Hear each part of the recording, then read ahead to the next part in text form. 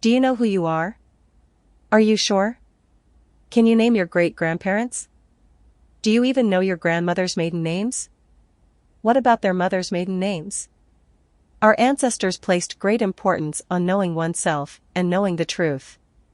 The truth can be defined as what is, or all that is. The truth is a result of what was, or all that was. Nature has its cycles, whether seasons, days, hours, or the lives of its inhabitants, be they flora or fauna. The same can be said for nations and anything created by man. This death and birth cycle is mirrored across all scales of existence, by the sun and our own lives, for it is a mechanism of the creation that ensures stability through change. It is to our benefit that nothing lasts forever, because it means despotism cannot last forever.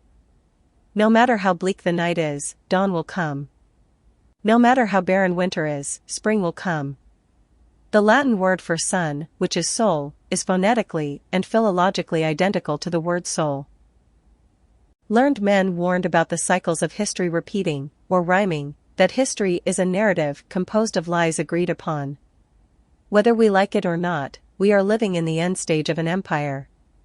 It is also the time of year that reflects the end stage of the yearly cycle, where the sun is at its lowest point, the solstice, meaning sun still, where it's about to be reborn and begin its journey back to the vernal equinox, or Passover. With the current election cycle, regardless of the outcome, there will be a significant portion of the population that adopts a false sense of despair, that they just lost their country, while another portion will adopt a false sense of security, that their country will improve. This feeling will last until the next election cycle, where it'll reset. Politicians don't make a nation great. Its people do. It is the people that make a city beautiful. The way we behave and treat each other will impact our community more than anything else, so don't lose your code of honor or ethics when circumstances change. There are always lessons to be learned, values to be added, and successes to be had, regardless of the cycle. Failure only exists if you don't try and wish you had tried. Making lifestyle changes starts with mindset changes. No one owes you anything. Treat your life like a business and look for ways to improve it. Do not despair. Your mindset will determine the quality of your life, regardless of the cycle you live in. It will benefit you to be aware of the climate, and help others become aware of it, because only through a shift in mass awareness will people take constructive action, without violence, to change it, so that the system returns to an impartial rule of law for the benefit of all. Becoming the best version of yourself will benefit your family, friends, and community. Once you've helped yourself, you'll be in a position to help others. Choose victor consciousness over victim consciousness. Victims are powerless to change their circumstance. Victors take responsibility and make it happen. Perceived problems are blessings to help you overcome obstacles and level up your character. Rest assured, there will be a never-ending cycle of problems and solutions. Each set of problems solved will level you up and introduce a new set of problems to find solutions for. So don't let the results of elections impact you enjoying life this holiday season and beyond. Discontent is important for motivation, but don't let politics derail you from enjoying life with those you love. Tomorrow isn't promised, so enjoy today, no matter what challenges lie ahead. From the Temple of Delphi's inscription, "Know thyself," to the biblical passage, "And ye shall know the truth, and the truth shall make you free," John 8 verse 32, it's clear that our ancestors revered knowledge. Even the root word of king is to know, which is ken, or knowledge, because a king must know things to write the law. This begets the Saxon signing, a king, as well as the Gothic Khan, also a king. Khan is cognate with Kohen, which is a priest. An indirect obstacle we face in knowing ourselves is the amount of forgeries and lies about history that were foisted upon us by the nobility to make us think they have a divine right to rule. There is not a manuscript from the ancient world that didn't pass through the hands of the priests, who've committed forgery and revisions to suit their whims for as long as they've existed. Your legal name, in all capital letters that you see on everything related to commerce, i.e. first, middle, last, is based on trusts that were ecclesiastical. The ecclesiastics take their name to symbolize being called out by God, or chosen to be the shepherds of men. The ecclesiastical subversion of America took place with the Act of 1871, but the current system we're in is a result of the Emergency Banking Relief Act of 1933, which no vote will change, no matter how hard you campaign. Fascism is the merger of corporate and state power. The root of fascism is fasces. There are two fasci on each side of the American flag in the United States Senate. The symbol was adopted in 1789 prior to the fascist movement that developed during World War I. A fasces is on the reverse side of the mercury dime. America is living under fascism at the moment. It's been this way for several generations, before most of you were born. You don't need to drop what you're doing to focus on politics or ruining relationships by lecturing people about what's going on in the world. Most people are under the impression that the fasces is a Roman symbol, and it is, but it originated with the Italian Empire prior to the Roman one. According to the Latin poet Silius Italicus, and Vecellionia, the pride, once, of all Etruria.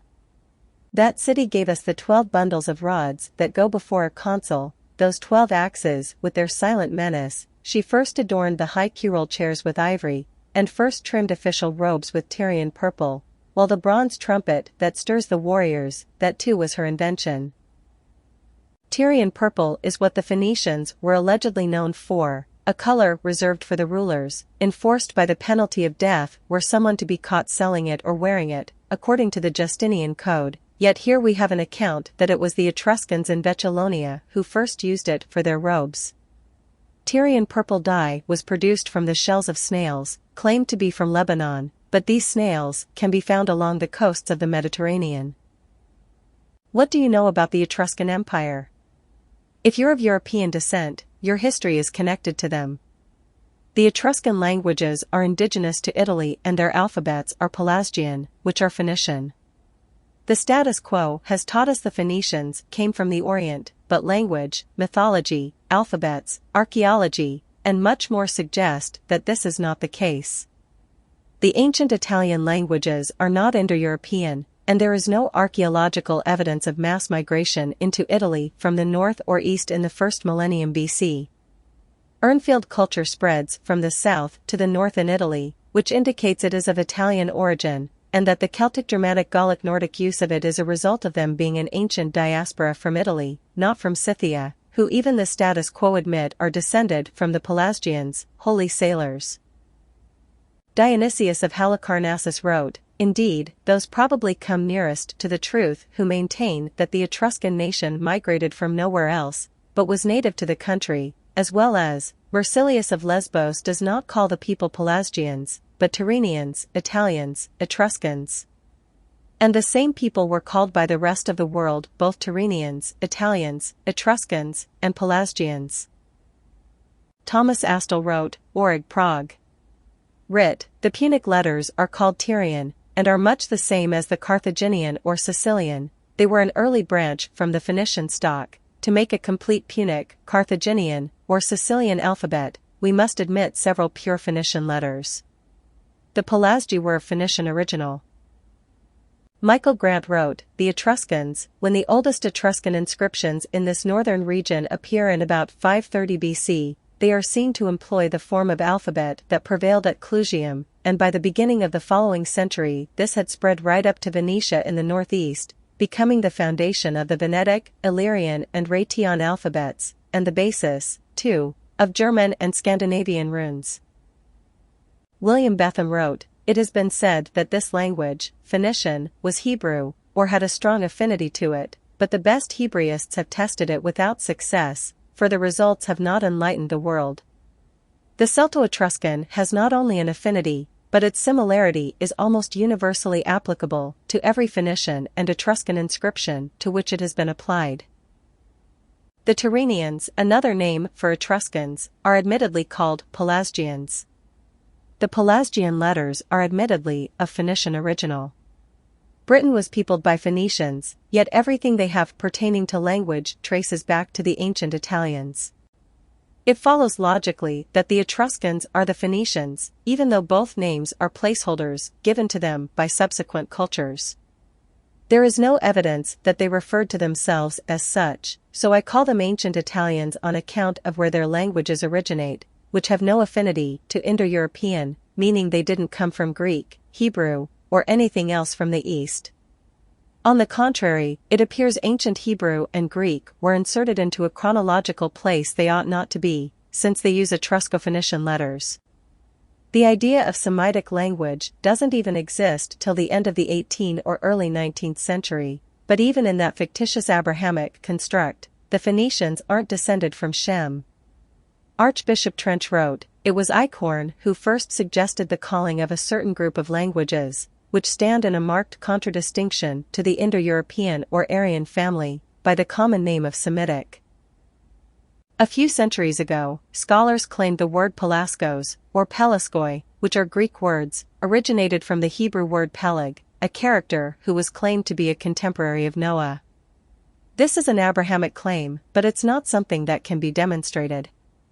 The name Peleg looks like PLG in Hebrew.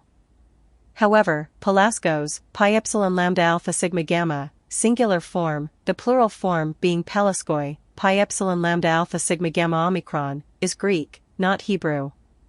The functions of the letters P and F are represented by the same symbol in Hebrew, called Peh, the first letter of Peleg. This is seen in the word pharaoh, which would literally transliterate as pro, fro, or fro. The Latin rendering of pharaoh is for phonetic purposes.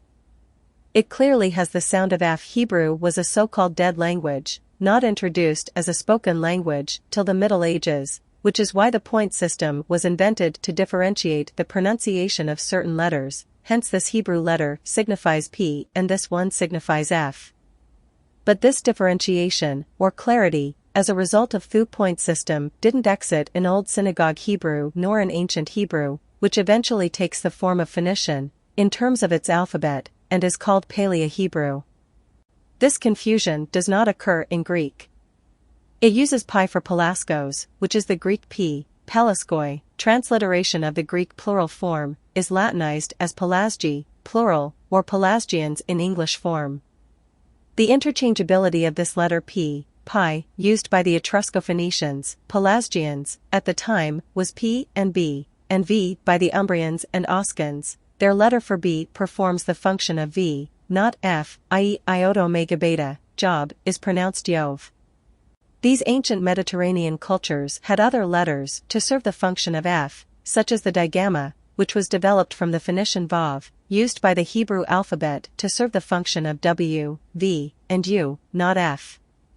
You can see this in Etruscan spellings of Minerva, Latin, which looks like Minerva, but it signifies Manerva, and you can see in Oscan or Umbrian spellings that it looks like Manerba. The Latin F comes from the digamma. Its usage as the sound of F seems to become more prominent in later times and eastward from Italy, but that's just my narrow perspective from looking at the ancient Italian alphabets and then comparing them. It can get more complicated when examining the other forms digamma has taken, i.e. the sigma tau ligature, st, but let's not digress. The point is that there is no preservation of the actual pronunciation of Peleg, transliterated as PLG, which could as easily be FLG, and is most likely FLG based on how pharaoh is spelled, pro/fro, and pronounced. The Greek letter to signify the sound of F is phi, which isn't used in Pelasgos or Pelaskoi. In Biblical Greek, Peleg is spelled phi lambda epsilon kappa, or phalek, which is the sound of F and demonstrates that Peleg, PLG, is pronounced like Pheleg. This word has nothing to do Pelasgos, Tyrrhenians, Etruscans, or the people called Pelasgians, which is pronounced with a Latin/English P or B sound, not with the sound of F.